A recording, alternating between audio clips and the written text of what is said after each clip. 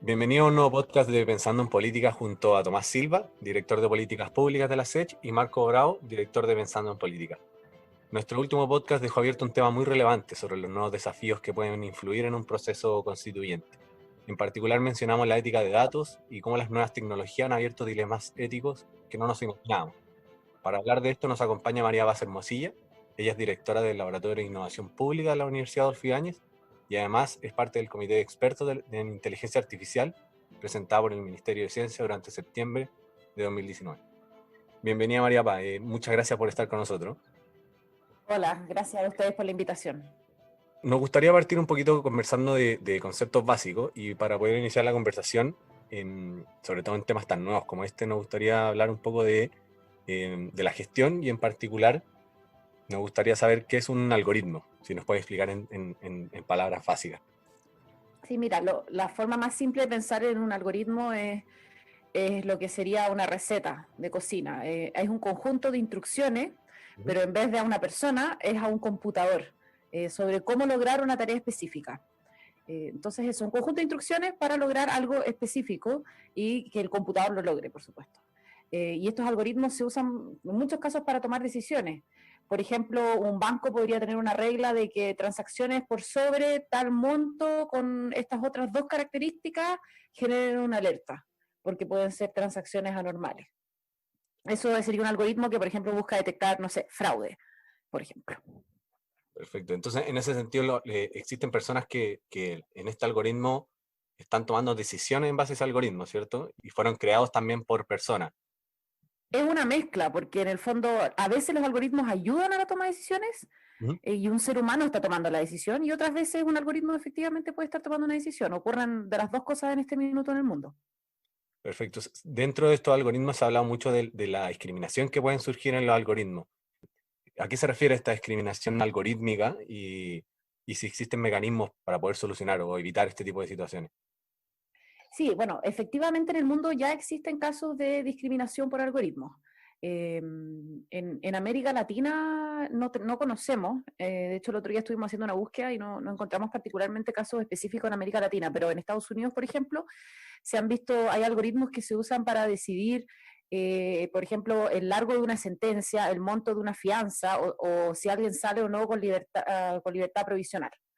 Y un organismo en Estados Unidos que es ProPublica, que es como un medio de comunicación independiente, investigó casos en Florida y se dio cuenta de que personas de raza afroamericana habían sido con los mismos antecedentes que otra persona, pero que era blanca. Básicamente el algoritmo recomendaba, por ejemplo, una sentencia más larga o una fianza más alta. En el fondo, resultados adversos que en este caso el único factor discriminante que tenía ese algoritmo en diferencia entre dos casos era el tema de la raza. Y obviamente que la discriminación en el fondo es tomar una decisión injusta por la razón equivocada. Porque también hay que saber que los seres humanos siempre están discriminando, pero no necesariamente con mal sentido. Por ejemplo, cuando uno postula un trabajo, hay gente que sale seleccionada y otras que no, ¿no es cierto? Y uno quisiera que eso se hiciera por las razones correctas y no por una razón arbitraria, por decirlo así, que por ejemplo podría ser solamente tu raza. Y bueno, hay formas de mitigarlo, hay formas de mitigarlo. No me hice cargo de la última parte de tu pregunta. Una de las cosas que nosotros promovemos es que se empiece por lo menos a medir las disparidades que se llama. O sea, si yo, por ejemplo, creo un algoritmo para tratar de detectar una enfermedad, que yo tengo que medir los resultados no solamente en el conjunto de la población, por ejemplo, en todas las personas con esa enfermedad, cómo el algoritmo funciona detectando la enfermedad, sino que yo debería tomar subconjuntos de la población y decir, este algoritmo funciona así para hombres, para mujeres, para jóvenes, para ancianos, para indígenas, para no indígenas. Y lo que uno quisiera es que el algoritmo funcionara eh, más o menos igual para todos, porque puede ser que en el promedio funcione bien, pero ¿qué pasa si funciona mucho peor para un grupo de la población? Entonces es un algoritmo que puede discriminar a ese grupo. Y el problema que estamos teniendo en el mundo es que estas mediciones no se están haciendo. Entonces no se hacen o no sabemos qué se hacen. Y obviamente que eso es un problema porque si ni siquiera sabemos que estamos discriminando, no vamos a poder tomar acciones para corregirlo. Perfecto.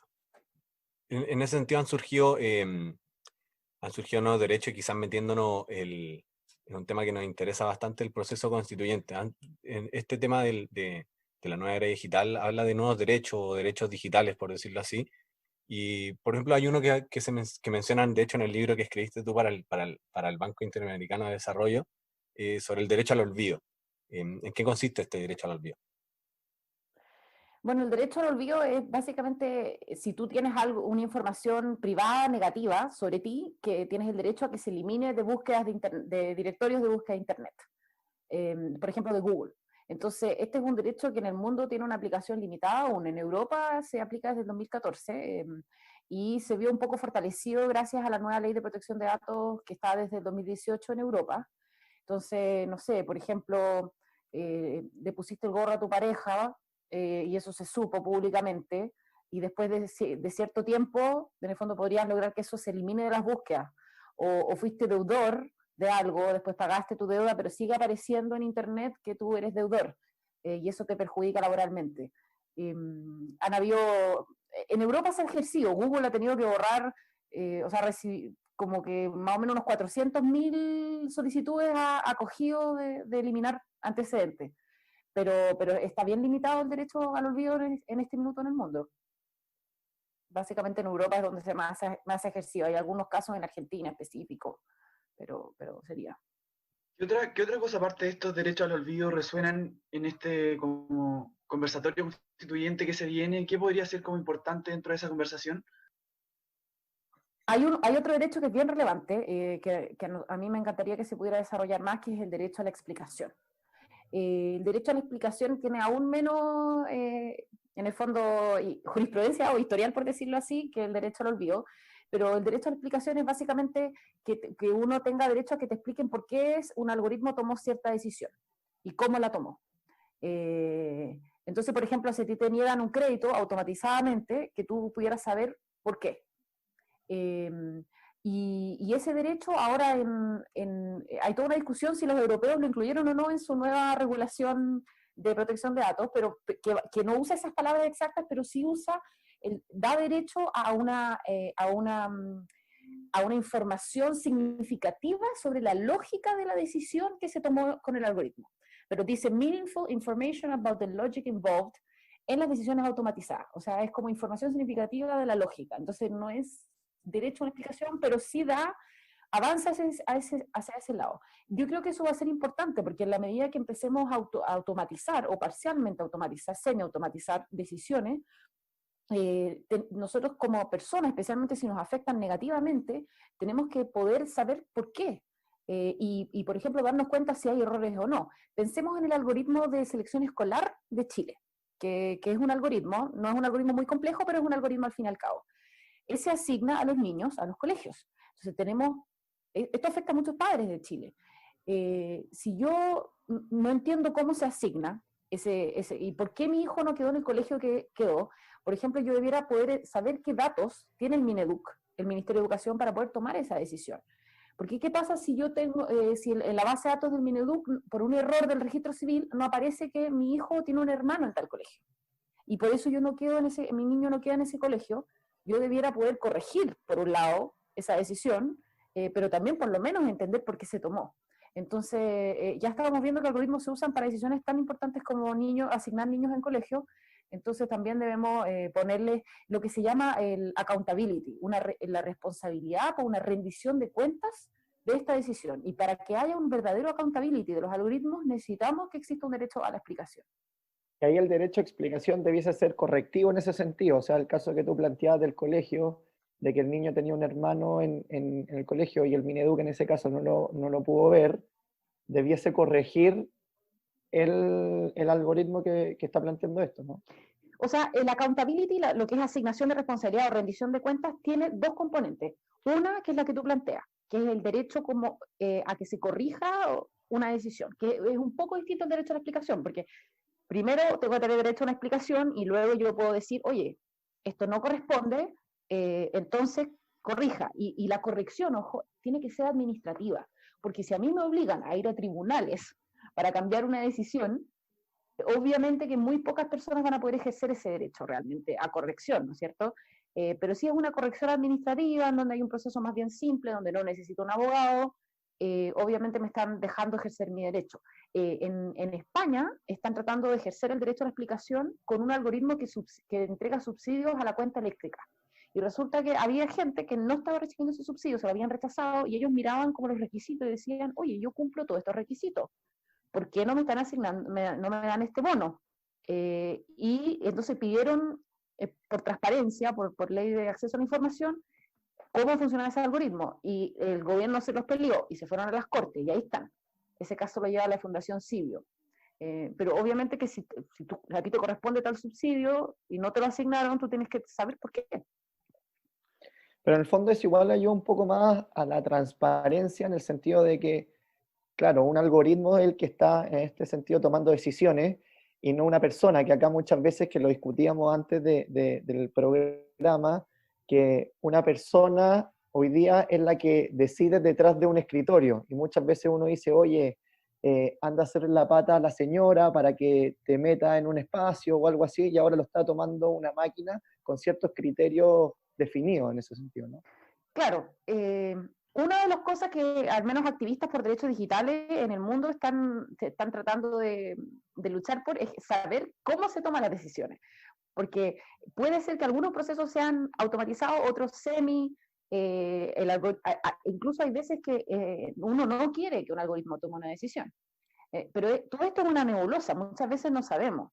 Entonces, efectivamente, el criterio humano a veces puede ser mucho más arbitrario. O sea, de hecho, existen casos en el mundo en donde la forma en que hoy se toman decisiones es más injusto. Entrando un poco a Chile y la inteligencia artificial, quería preguntarte en ese sentido, ¿en qué estado se encuentra actualmente la política de gestión de datos a nivel nacional? ¿Y cuáles serán las prioridades que tendrá la comisión de la cual eres parte sobre la inteligencia artificial? Bueno, lo primero hay que diferenciar como dos cosas. Una es la política nacional de inteligencia artificial y otra es la política de datos, que son cosas distintas pero son tan relacionadas. La política de datos su desarrollo la está liderando ahora la Secretaría General de la Presidencia a través de la División de Gobierno Digital. Están en un proceso de elaboración de una propuesta de esa política que va a ir a consulta pública en algún minuto de este año, esperemos. Entonces, ese es un proceso. Luego está el proceso para la política de inteligencia artificial, que lidera el Ministerio de Ciencia y en la cual yo participo en esta comisión que tú mencionabas que se creó en septiembre del año pasado. Obviamente, el Ministerio de Ciencia y de Presidencia se están coordinando. Eso es una buena noticia, así que esperamos, digamos, que ambas políticas salgan coordinadas en la parte de datos, pero la política de inteligencia artificial va más allá del tema de los datos, ¿no es cierto? La inteligencia artificial, por ejemplo, considera temas de robótica, cosas que no tienen que ver con la política de gestión de datos del Estado. En este minuto existen avances en lo que es la política de datos del Estado, cómo se gestionan los datos, pero hay muchas limitaciones. Por ejemplo, los organismos públicos, entre ellos, si quieren compartir datos, tienen que firmar acuerdos y se pueden demorar, o sea, lo mínimo que se demoran es un año. Entonces, es bastante terrible porque, por ejemplo, cuando uno va a un organismo público y te dicen que traigas, ¿no es cierto?, documentos de otro organismo público, eso se podría haber subsanado si es que el organismo tuviera un acuerdo con el otro para, por ejemplo, chequear que tú cumpliste con X requisito. Pero los organismos públicos no tienen esos puentes, esas conexiones. Y ahora se pasó una ley, que es la de transformación digital, que va a exigir que de aquí a 5 años nunca más te puedan pedir que de un organismo público en el fondo información de otro. Pero eso requiere que ellos se conecten por detrás. Y aquí, en el fondo, los abogados obviamente se oponen, o al menos dificultan el proceso porque cada uno está un poco cuidando sus propios como intereses y está muy preocupado también de que los datos que ese organismo tiene no se, por ejemplo, den a conocer, no hayan brechas de datos. Entonces, en la realidad en este minuto tenemos la interoperabilidad que existe en el Estado, es producto de estos acuerdos bilaterales y no hay una gobernanza, una norma que genere toda esta gobernanza. Ahora, al menos ahora, el gobierno creó lo que se llama las mesas de interoperabilidad y está trabajando en una norma de interoperabilidad con los abogados, con los informáticos. Entonces, esperemos que eso tenga resultados de aquí al final de este gobierno. Algunos resultados, pero esto se está avanzando por ahora a nivel administrativo Y la ley de transformación digital un poco está presionando porque ya generó un marco legal al menos para interoperar los datos. Pero esto no significa que los datos estén ordenados. Aunque están avanzando en el tema de la metadata, de la documentación, pero por ahora la situación es muy, digamos, ad hoc. No existe una gobernanza de los datos en el Estado para nada. Perfecto. Y en ese caso, la comisión de la que tú eres parte tiene ciertos pilares, o sea, está viendo pilares fundamentales, cuáles desarrollar, cuál va a ser la dinámica de trabajo o lo que están buscando como comisión de esta comisión de inteligencia artificial. La comisión estamos trabajando sobre 3 ejes. Uno es factores habilitantes, que tiene que ver con qué cosas se requerirían, por ejemplo, infraestructura, ¿no es cierto?, que puede ser conectividad digital o capacidades, ¿no es cierto?, desarrollo de recursos humanos para poder aprovechar las oportunidades que trae la inteligencia artificial. Ese es un eje. El otro eje tiene que ver con desarrollo y uso, qué tipo de problemas se pueden solucionar con la inteligencia artificial o qué incentivos podríamos dar, por ejemplo, en una cierta industria para que se utilizaran más, o en la salud, por ejemplo. Y finalmente el eje de impactos sociales y éticos. Y estamos trabajando sobre estos 3 ejes para poder hacer propuestas. Obviamente todo se ha visto ralentizado por la pandemia, pero seguimos trabajando y en el fondo un poco el plan ahora es que unos 3 meses posterior al cierre de la pandemia ya se iniciaría un proceso de consulta pública sobre lo que salga del trabajo de la comisión. Así que se va avanzando. Obviamente que todo se ha atrasado, pero eso es normal porque la prioridad, por supuesto, es luchar contra el COVID. Oye, te llevo al plano del emprendimiento. ¿Qué rol crees tú que jugarán en la economía los nuevos emprendimientos basados en la tecnología de información? Bueno, yo creo que ahí está el futuro, o sea, en el sentido de que, bueno, Chile es un país pequeño, ¿no es cierto? Si mantenemos una economía extractiva basada en recursos naturales, únicamente en algún minuto eso nos puede pasar la cuenta, entonces el desarrollo de servicios, y especialmente de servicios digitales, nos podría permitir ampliar nuestro mercado, ¿no es cierto?, 18 millones a mucho más. Y eso uno lo está viendo con empresas que logran salir afuera porque tienen productos que están basados en tecnología.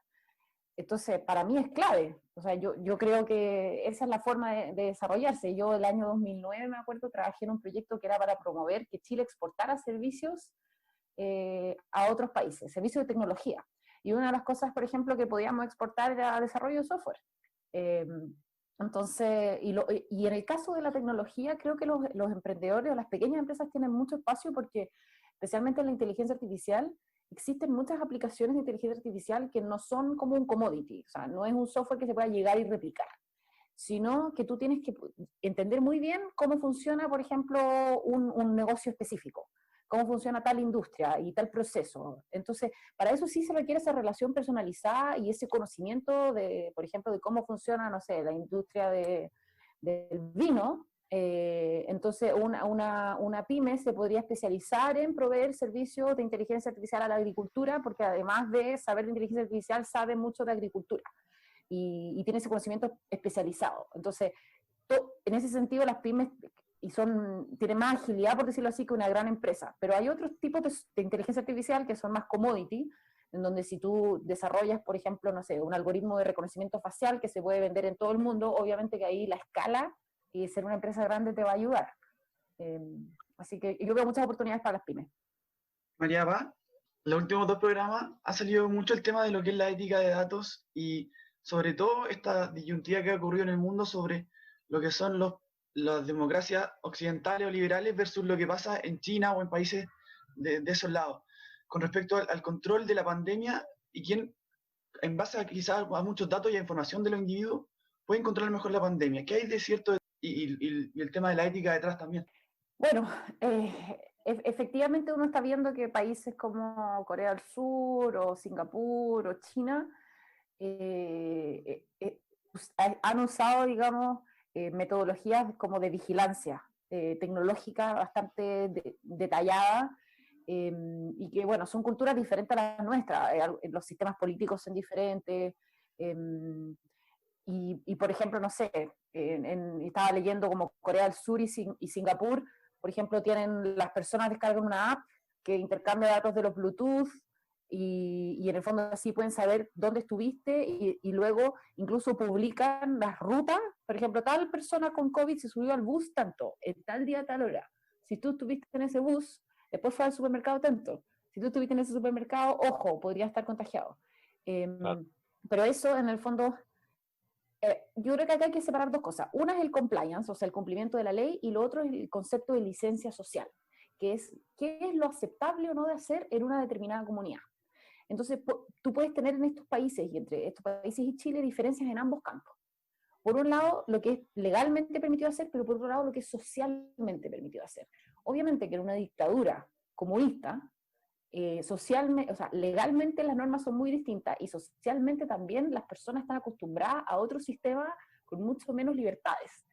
Por lo tanto, lo que es aceptable de hacer en un país es muy distinto de lo que es aceptable de hacer en otro. O por otro lado, la gente, por ejemplo, colabora más que podría colaborar en Chile. En Chile se ha visto que los ciudadanos se han puesto como, cada vez han ido ganando autonomía, que se llama, pero han perdido confianza. Entonces, estamos generando un tipo de ciudadano, en comparación con otros países, más escéptico. Y ese ciudadano no es un buen ciudadano, por decirlo así, para construir capital social. Porque en el fondo, si, más autonomía del Estado puede ser bueno si además va acompañado de altos índices de confianza, como ocurre quizás en los países nórdicos. Pero poca confianza y mucha autonomía básicamente genera como un no querer colaborar, el ser escéptico de las normas de los gobiernos, y entonces las situaciones son bien distintas, o sea, no solo legales, pero también del tema de qué es lo que es aceptable o no hacer. Sí, totalmente. Ellos se las saltaron esas preguntas de hasta qué punto, por ejemplo, puede llegar la vigilancia masiva o el reconocimiento facial, o esas preguntas ya quizás se le hicieron y nosotros va a llegar el momento en que nosotros tengamos que hacernos esa pregunta, hasta dónde restringimos la libertad en pos de, por ejemplo, controlar una pandemia. ¿Cómo podemos introducir esas preguntas que quizás en otro mundo no se han hecho y que nosotros es necesario que nos hagamos? O sea, a ver, eh, yo creo que es necesario hacernos esas preguntas, pero no para responder que sí necesitamos más vigilancia, necesariamente. O sea, pueden haber muchas formas de llegar a la solución de un problema. En Europa, por ejemplo, ahora se está proponiendo protocolos que respetan la privacidad y que permiten hacer el trazado de contactos, que se llama. Entonces, creo que hay como un falso dilema entre lo que es como solucionar la pandemia, por decirlo así, y en el fondo a cambio de toda la privacidad. No, no es incompatible preservar la privacidad y en el fondo avanzar en la lucha contra el COVID. Entonces, yo espero que nunca nosotros lleguemos a lo que están haciendo los chinos en cuanto a vigilancia, y no me refiero solo al COVID, sino me refiero a la condición de base que había antes del COVID. En China, para que ustedes sepan, hay una minoría étnica que son los uigures, que están en campos de concentración, millones de personas en campos de concentración. En China hay una red de cámaras con reconocimiento facial, y hay empresas de software chino que han desarrollado algoritmos para buscar a estas personas por sus rasgos. O sea, que los puedan vigilar, especialmente a un uigur que está en una ciudad X de China, porque estos son los chinos como que vienen de la parte más cerca de Mongolia. Imagínense, o sea, yo espero que nunca eso sea algo válido y aceptable en Chile, porque me parece que infringe todos los derechos de las personas, y que el sector privado se acepte participar en algo así, es porque, bueno, es un país muy distinto al nuestro, sin libertades democráticas. Entonces, yo no sé si quisiera o sea, de hecho creo que deberíamos resistirnos al uso de tecnologías al estilo chino, porque no veo que sean algo positivo.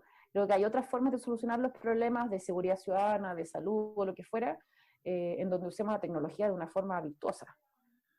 Así que en realidad ojalá no usemos China como un ejemplo en este sentido.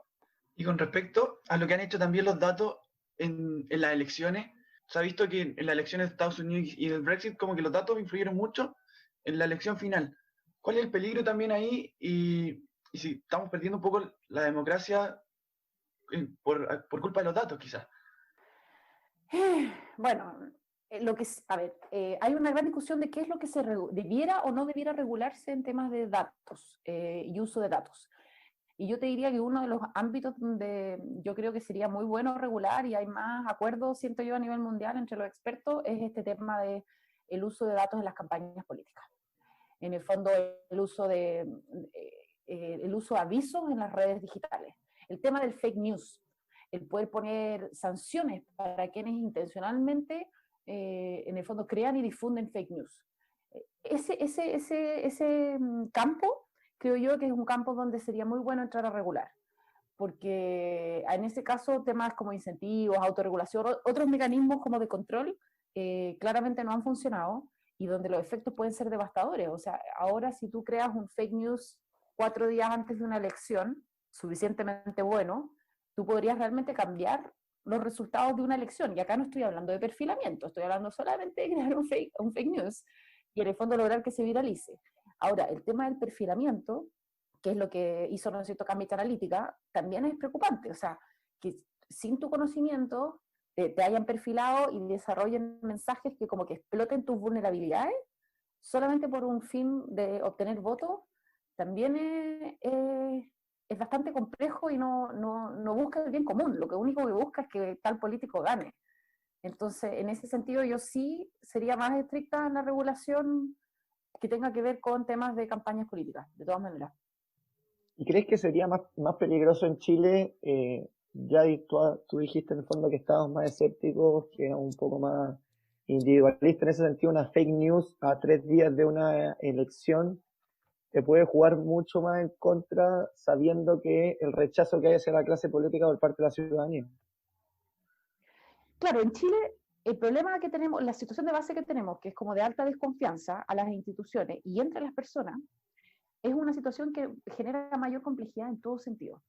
Pues si nosotros queremos implementar cosas, como la gente confía menos, como que hay que poner más reglas, porque nadie está dispuesto como a participar, en el fondo, hay menos disposición a colaborar, a participar, porque ya existe esta situación de baja confianza. Entonces, por ejemplo, un contrato tiene que tener miles de cláusulas, porque obviamente se me ocurren miles de formas en que tú me podrías perjudicar a mí.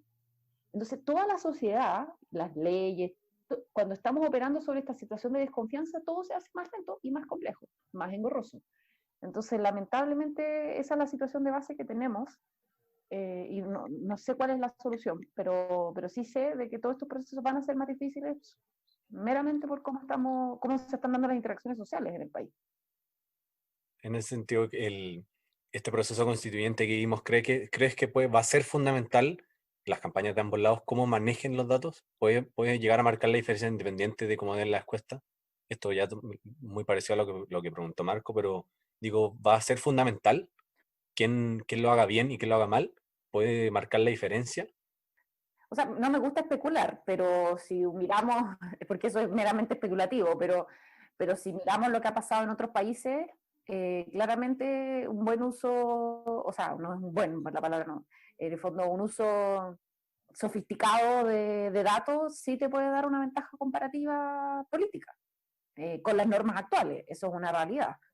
Y en el fondo los mecanismos de pensar de que la gente va a tener una alfabetización digital suficiente como para poder luchar contra eso individualmente, esa teoría no es tan cierta. Entonces, efectivamente puede haber una gran ventaja y es complejo, es bien complejo el tema porque no tenemos resuelto esto. En este minuto en la Constitución, recién el año pasado, o el 2018 puede ser, 2018-2019 se incorporó en la Constitución el derecho a protección de datos, como un derecho constitucional.